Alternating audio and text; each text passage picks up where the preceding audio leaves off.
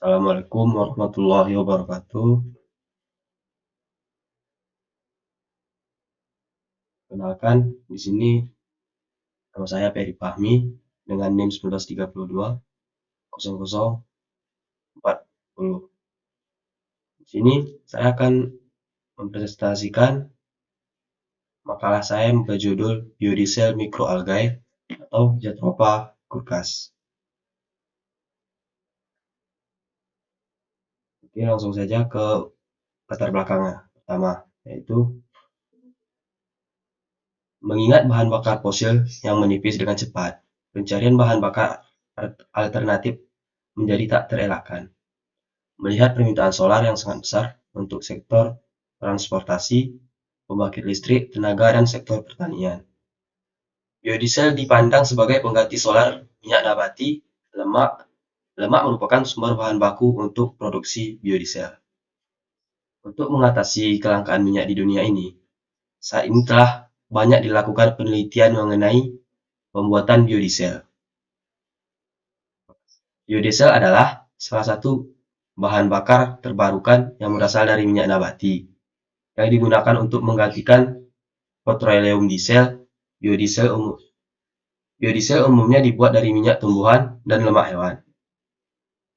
Namun, pembuatan biodiesel dari minyak tumbuhan seperti jagung, kedelai, jarak, dan sawit memiliki kekurangan, yaitu waktu pemanenan tanaman yang berjarak 3 bulan sampai 5 tahun agar tanaman produktif menghasilkan minyak yang banyak. Tidak hanya itu, menggantungkan substitusi minyak dari minyak jagung, kedelai, dan minyak kelapa sawit akan berbenturan dengan kepentingan konsumsi pangan manusia, dan apabila minyak tersebut tetap diproduksi untuk mensubstitusi minyak bumi, harganya tidak kompetitif. Sedangkan proses pembuatan biodiesel dari lemak hewan dirasa belum optimal. Lemak hewan mengandung asam lemak bebas dan kandungan air yang tinggi dapat menurunkan kualitas biodiesel. Selain itu, lemak hewan masih dibutuhkan dalam kepentingan konsumsi dan pembuatan produk-produk oleokimia. Dan untuk limbah lemak hewan seperti ayam, umumnya lebih diproduksi untuk dijadikan pakan ternak atau ikan. Next. Untuk mengatasi hal tersebut, perlu dicari bahan alam lain yang berpotensi dapat pembuatan biodiesel. Salah satu sumber alam yang berpotensi menjadi biodiesel adalah mikroalga. Ini menjabarkan bahwa Indonesia merupakan negara ketiga di anggota APEC yang memiliki potensi cukup besar dalam produksi mikroalga. Sebagai negara tropis yang dilalui garis khatulistiwa dan hanya memiliki 2 musim, membuat tanaman fotosintesis termasuk mikroalga dapat tumbuh subur karena mendapat sinar matahari yang cukup, yakni rata-rata 12 jam per hari. Seperti yang diketahui, sekitar 67% wilayah Indonesia adalah lautan. Peluang ini membuat mikroalga dapat tumbuh dengan melimpah jika dibudidayakan di sekitar daerah pantai. Tidak seperti tumbuhan lainnya, pertumbuhan mikroalga sangat cepat dan mengandung banyak minyak. Pemanenan mikroalga dapat dilakukan berkelanjutan setiap hari. Mikroalga adalah organisme tercepat di dunia dalam berfotosintesis atau berkembang biak, dan spesiesnya yang mengandung minyak yang tinggi dapat menghasilkan yield minyak hingga 200 kali lebih banyak dari tumbuhan pangan lainnya. Budidaya mikroalga 10-20 kali lebih produktif dalam sehektar lahan dibandingkan tumbuhan lainnya, sehingga sangat berpotensi dalam produksi biofuel tanpa menyaingi produksi bahan pangan. Triglycerida yang terkandung dalam mikroalga mudah diekstasi dan ditranskriптasi untuk memperoleh biodiesel. Next, pembahasan. Langsung saja yang pertama itu biodiesel sebagai bahan bakar alternatif. Biodiesel merupakan bahan bakar pengganti diesel yang merupakan senyawa ester turunan dari rantai panjang asam lemak. Biodiesel tersusun dari monoalkyl ester dari asam lemak yang berasal dari sumber lipid yang dapat diperbarui seperti minyak tumbuhan dan lemak hewan yang digunakan sebagai bahan bakar. Istilah biodiesel sendiri merujuk pada 100% bahan bakar B100. Namun, sering juga istilah campuran biodiesel dengan petroleum diesel dikenal sebagai B2, B5, dan B20. dan lain-lain, di mana angka tersebut menunjukkan persen biodiesel yang digunakan. Properties biodiesel bergantung dari bahan baku minyak atau lemak hewan yang digunakan. Hal ini berhubungan dengan struktur kimia minyak, seperti jumlah atom karbon dan jumlah ikatan rangkap dalam ikatan hidrokarbon. Biodiesel mempunyai potensi yang tinggi untuk menggantikan produksi petroleum. Berdasarkan penelitian, para ahli menyimpulkan bahwa bahan bakar biodiesel memiliki nilai energi yang hampir setara tanpa harus melakukan modifikasi pada mesin diesel.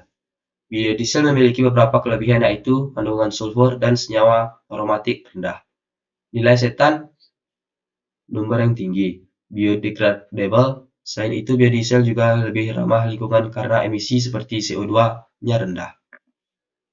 Adapun manfaat lain dari penggunaan biodiesel yaitu biodiesel B100 dapat berasal dari sumber domestik dan sumber dapat diperbarui. Biodiesel B100 lebih efisiensi energi bahan bakar total dari biodiesel yaitu 320%. Sedangkan petroleum diesel sebanyak 80%.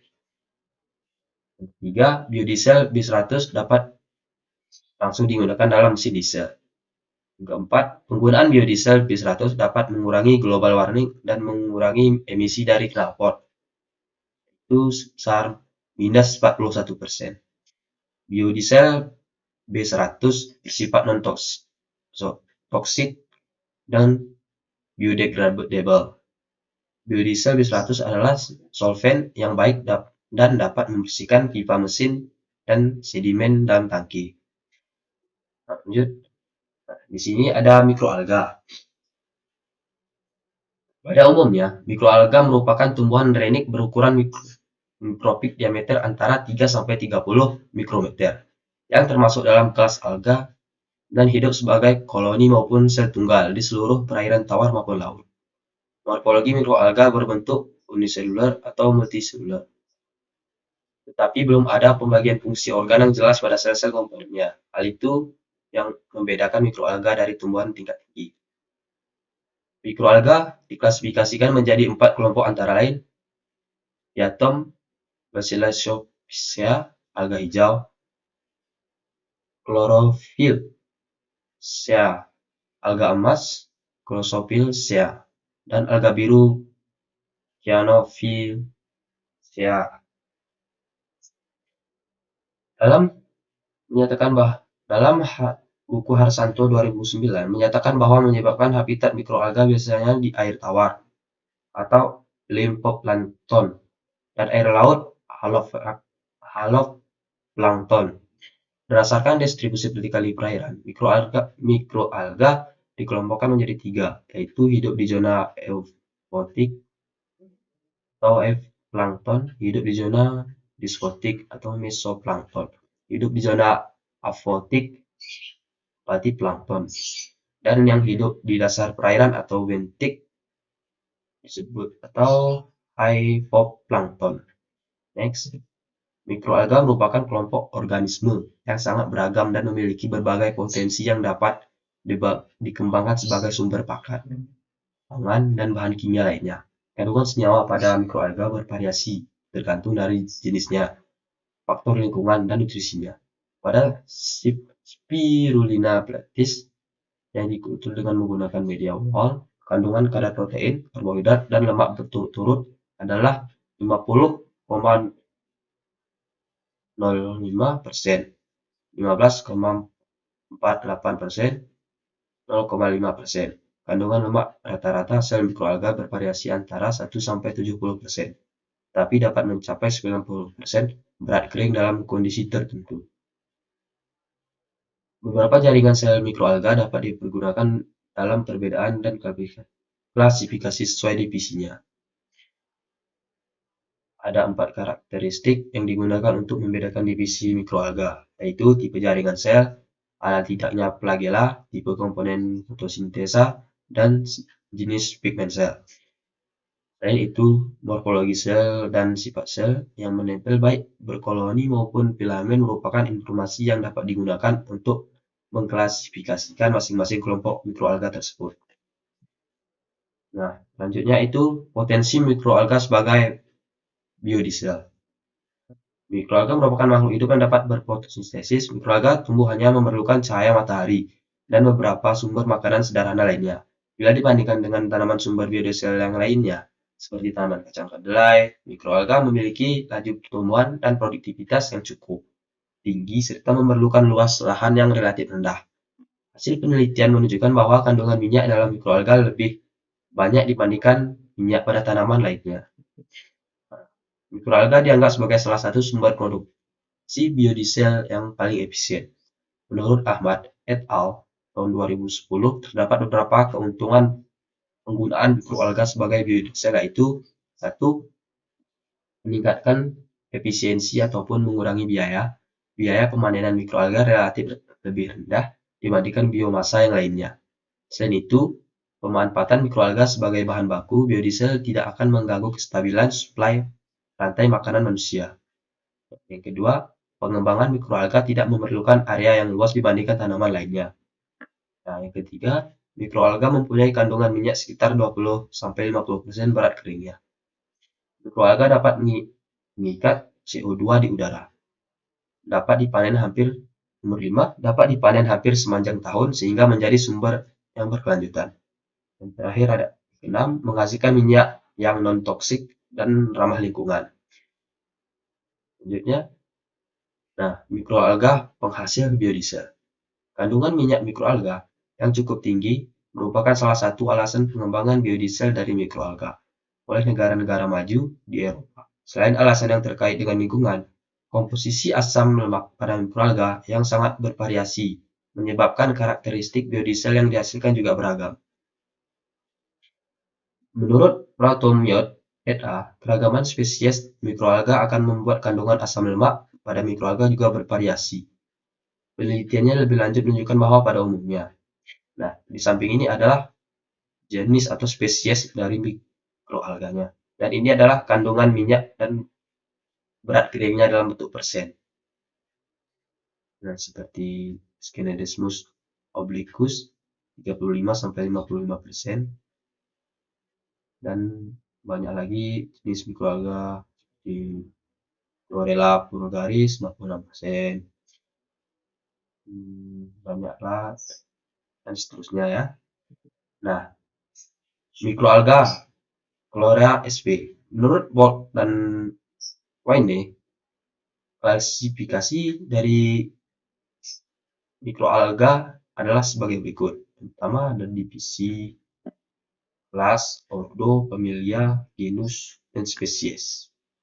Nah, ini adalah menurut dari Bolt dan Wayne kembangkan buku pada tahun 1985. Itu mikroalga atau Chlorella sp. Nah, Chlorella sp memiliki dinding sel yang tebal seperti ditunjukkan pada gambar di samping ini. Ini adalah gambar dari mikroalga atau Chlorella sp. Nah, yang merupakan bersel tunggal yang hidup di lingkungan perairan, tumbuh dan berkembang dengan memanfaatkan sinar matahari sebagai sumber energi dan karbon dioksida sebagai sumber karbon.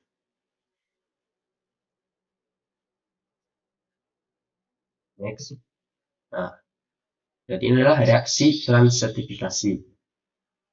Ya, ini merupakan reaksi kimia antara trigliserida dan alkohol dengan bantuan katalis untuk memproduksi monoester yang disebut biodiesel. Reaksi transsertifikasi akan menurunkan viskonisitas dari trigliserida. Reaksi ini merupakan reaksi reversibel yang dapat dituliskan pada gambar di bawah. Nah, ini adalah reaksi transsertifikasinya. Transesterifikasi itu agak menjadi biodiesel ya. Nah, terus ada transesterifikasi dengan katalis basa homogen. Transesterifikasi dengan katalis basa merupakan proses yang paling baik untuk produksi biodiesel. Penelitian menemukan jika transesterifikasi Deifikasi dengan katalis basa dapat menghasilkan biodiesel dengan yield dan kemurnian yang tinggi dalam waktu yang singkat, kira-kira berkisar sampai 30-60 menit. Nah, proses derifikasi dengan katalis bisa dapat lebih cepat 4000 kali daripada menggunakan proses transfikasi dengan katalis asam. Namun proses ini sangat sensitif dengan kualitas bahan bakunya. Proses ini membutuhkan bahan baku dengan FFA dan kandungan air yang rendah atau kering lah istilahnya. Nah, kesimpulan dari makalah ini yang dapat diambil yaitu untuk saat ini kondisi iklim tropis Indonesia dengan cahaya matahari sepanjang tahun sangat sesuai untuk kehidupan mikroalga dan pengembangannya. Mikroalga yang tidak bersaing dengan produk pangan dan prospektif dikembangkan sebagai bahan baku biodiesel di Indonesia. Salah satunya adalah spesies B, Brownie, yang sangat berpotensi sebagai bahan baku biofuel. Hidrokarbon rantai panjang dalam bentuk minyak ataupun tryptophan tak bercabang dari spesies ini dikenal dengan nama butyrocane, sangat potensial sebagai sumber energi dan biodiesel. Namun demikian beberapa tahapan yang perlu diperhatikan, yaitu pemanenan biomasa seringkali masih menjadi kendala. Selain itu, pengambilan minyak dari mikroalga masih merupakan proses yang sangat mahal, sehingga diperlukan alternatif metode ekstraksi dan lebih ekonomis. Baik, sekian dan terima kasih untuk videonya atau presentasinya pada kesempatan ini. Jika ada kesalahan, saya mohon maaf. Lebih dan kurangnya, saya mohon maaf. Wassalamualaikum warahmatullahi wabarakatuh.